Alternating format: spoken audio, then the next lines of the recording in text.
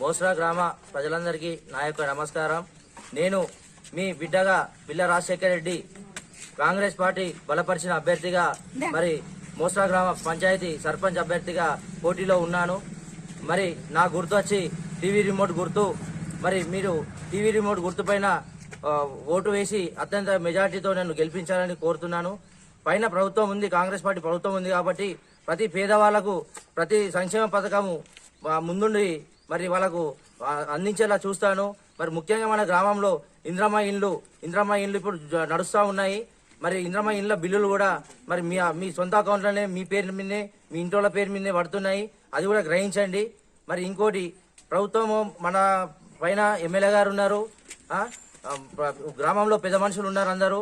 మరి 15 సంవత్సరాల నుంచి నేను రాజకీయ జీవితంలో ఉన్నాను.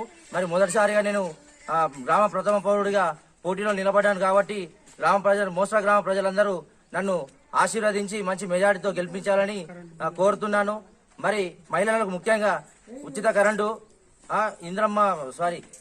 ఉచిత కరెంటు, ఉచిత సన్న బియ్యము, ఇవి ముఖ్యమైన 3 నిత్య అవసరాలు ఉంటాయి కాబట్టి ఇంద్రమ్మ చీరలు కూడా పంపిణీ జరిగింది. బస్సు ఫ్రీ ఉన్నది కాబట్టి మీరందరూ గ్రహించాలి. ఈరోజు ప్రభుత్వం మన వెంబడి ఉంది కాబట్టి ప్రభుత్వ మనిషిగా మీకు అన్ని సంక్షేమ పథకాలు మీ ఇంటికి చేరవేరుస్తానని మరి మరొకసారి మీ అందరినీ కోరుచున్నాను. మరి దేశంలో రాహుల్ గాంధీ ముఖ్య ఆశయము యువత ముందుండి మరి ప్రతి గ్రామాన్ని ఆదర్శ గ్రామంగా తీర్చిదిద్దాలని రాహుల్ గాంధీ యొక్క ముఖ్య ఉద్దేశం ఉంది. కావున మీరందరూ గ్రహించండి.